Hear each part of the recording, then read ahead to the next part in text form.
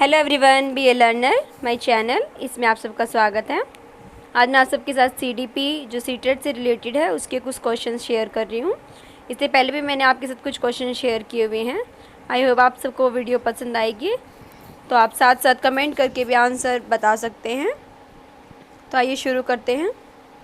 शिक्षार्थियों में अनुभूति की जो भावना है मुख्य रूप से किसके परिणाम स्वरूप विकसित होती है? मानसिक विकास, शारीरिक विकास, पारिवारिक विकास, सामाजिक विकास। जो अनुभूति है वो हमारे मानसिक जो विकास है उससे संबंधित है। तो जो मानसिक विकास है उसकी वजह से ये अनुभूति की भावना हमारे जो दिमाग है उसमें विकसित होती है।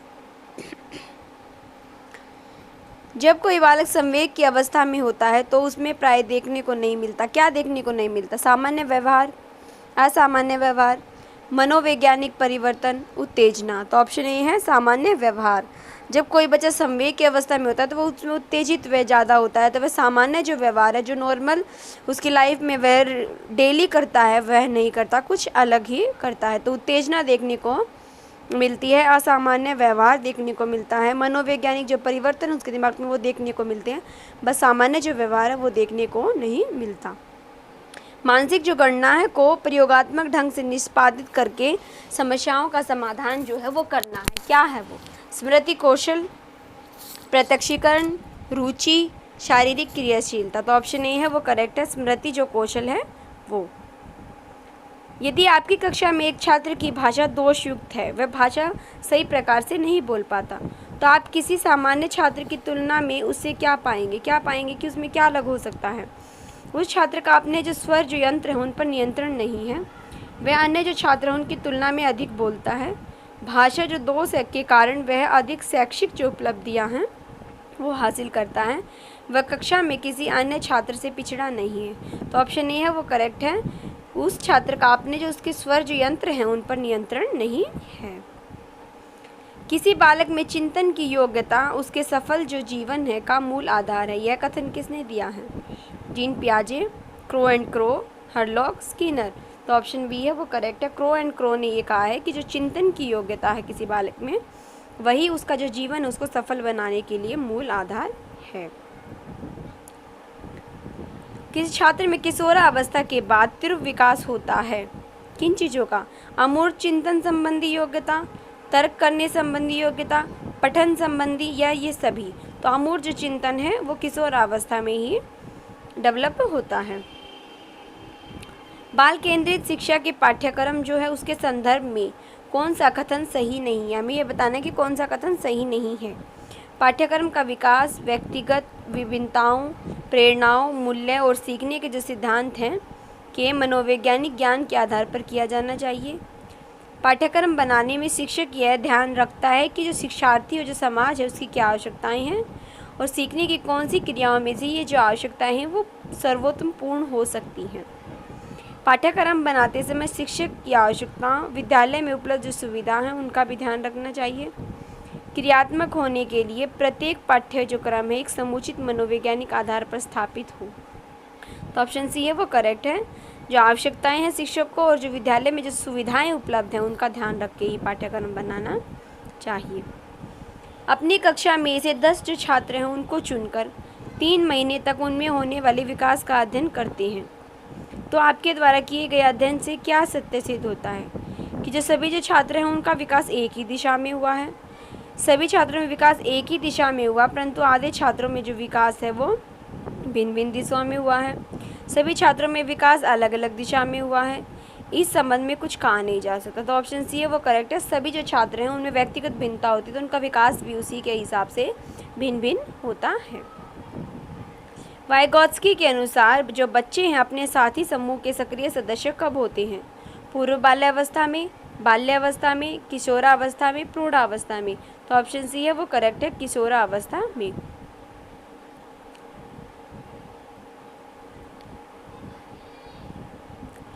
आपकी कक्षा में एक बालक बड़ों से तू तड़ाक करके बोलता है। बालक के जो अशिष्ट जो व्यवहार वह कर रहा है उसको दूर करने के लिए आप क्या उपाय कर सकते हैं? बालक को सबके सामने प्रताड़ित करेंगे, बालक को उसके माता पिता से प्रताड़ित करने के लिए कहेंगे, बालक को समझाएंगे कि अपने से जो बड़े हैं उनको आप कहा जाता है, साथ ही साथ आप भी अपनों से बड़ों से भूल कर भी तू तड़ाक नहीं करेंगे। आप बालक को आप कहकर संबोधित करने लगेंगे। तो ऑप्शन सी है वो करेक्ट है।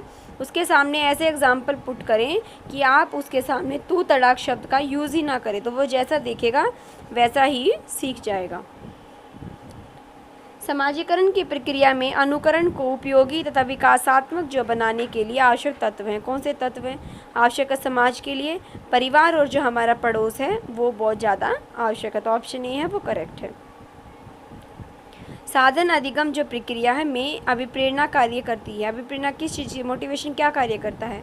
छात्रों की जो स्मरण शक्ति है उसको पैना करने का, पिछले सीखे हुए को नए अधिगम से अलग करने का, छात्रों में सीखने के प्रति जो रुचि है उसका विकास करने का, छात्रों को एक ही दिशा में सोचने के योग्य बनाने का। तो ऑप्शन सी है वो करेक्ट है। छात्रों में जो सीखना है उसके प्रति जो रुचि है उसको विकास करने का। शिक्षण अधिगम जो है उसकी प्रक्रिया में शिक्षक को सिखाने के किस सिद्धांत की जानकारी होनी चाहिए? अनुशासन बनाए रखने में सहायता मिलती है, इसे जो वस्तु है उसको रोचक बनाने में सहायता मिलती है, इसे जो वस्तु है उसको सरल बनाने में सहायता मिलती है, इसे समय की बचत होती है। तो शिक्षण अधिगम प्रक्रिया में सीखने के जो सरल तरीके से समझाने की जो सहायता है वो सिद्धांत कार्य जो है उसकी जानकारी होना अत्यंत आवश्यक है, जिससे बच्चे को सरल से सरल जो मेथड है यूज़ करके सिखाया जा सके।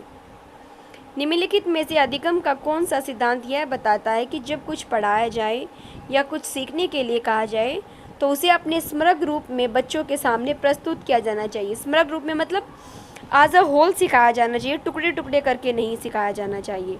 तो सूझ का सिद्धांत, सक्रिय अनुबंधन सिद्धांत, अनुकरण का सिद्धांत, प्रयास और त्रुटि का सिद्धांत। तो ऑप्शन ए है वो करेक्ट है, सूझ का सिद्धांत। निम्नलिखित में से जो प्रतिभाशाली जो बालक है उसका क्या गुण नहीं है? उसमें क्या गुण हो सकते हैं? विशाल शब्दकोश, सुस्त मानसिक क्रिया, सामान्य जो ज्ञान है उसकी श्रेष्ठता दैनिक कार्यों में। तो ऑप्शन बी है वो सुस्त मानसिक क्रिया बिल्कुल भी नहीं होती, वो एक्टिव होते हैं। विभिन्नता बच्चों में सीखने के लिए आवश्यक नियम है। विभिन्न, हर बच्चा भिन्न होता है। बहुप्रतिक्रिया का नियम, रटने का नियम, तत्परता का नियम, व्यवस्थित अधिगम प्रक्रिया का नियम। तो ऑप्शन सी है वो करेक्ट है, तत्परता का नियम। सीखने के लिए सबसे पहले बच्चे का तत्पर होना, रेडीनेस है वो बहुत ज़्यादा जरूरी है। आपकी कक्षा में जो 2 छात्र हैं वो नेत्रहीन हैं, उनको पढ़ाने के लिए आप किस लिपि का प्रयोग करेंगे? कौन सी लिपि है जिसमें बच्चे देख नहीं सकते, उस लिपि का प्रयोग करना चाहिए? ब्रेल लिपि, सामान्य लिपि, हिंदी की सामान्य लिपि, ब्राह्म लिपि। तो जो सामान्य लिपि है सामान्य बच्चों के साथ उपयोग की जाती है। ब्रेल लिपि जो है वही नेत्रहीन बच्चों के लिए बनाई गई है और जो बच्चे नेत्रहीन है उन्हें ब्रेल लिपि के द्वारा पढ़ाया जाना चाहिए। आपकी कक्षा जो 7th है के कक्षा अध्यापक हैं आप, और आपकी कक्षा में नीरज जो है वो एक दृष्टिबाधित छात्र है, वह देख नहीं सकता। तो आप नीरज को क्या करेंगे? उसे निचले स्तर के जो कार्य हैं वो करने की छूट देंगे। उसके माता पिता से उसके दैनिक जो कार्य है उसे करने में सहायता करने के लिए कहेंगे। उसके साथ सामान्य रूप से व्यवहार करेंगे और जो श्रव्य सीढ़ी है, जो सुनने की सीढ़ी है, के माध्यम से उसे सहायता उपलब्ध कराएंगे। तो यही करेक्ट ऑप्शन है और ये सबसे बेस्ट भी है। उसके साथ अन्य बच्चों के समान व्यवहार किया जाए और जिस चीज़ से उसे हेल्प मिलती है, श्रव्य जो सीढ़ी है जिसके माध्यम से वो सुनकर सीख सके, उसे सहायता उपलब्ध कराई जानी चाहिए। जो दृष्टिहीन बालक हैं उनकी सहायता श्रव्य जो साधन है वो उपलब्ध कराई जा सकती है। पौधे और जो जानवर हैं उनमें 4 अंतर बताइए। यह प्रश्न किस प्रकार के प्रश्न का उदाहरण है? लघु उत्तरीय प्रश्न, वस्तुनिष्ठ प्रश्न, अति लघु उत्तरीय प्रश्न, इनमें से कोई नहीं। तो अति लघु उत्तरीय प्रश्न। संवेग के माध्यम से संवेग के संबंध में मूल जो प्रवृत्ति होती है उनकी संख्या कितनी होती है? 10, 11, 14, 20। जो 14 है 14 है जो वो मूल प्रवृत्तियों की संख्या होती है।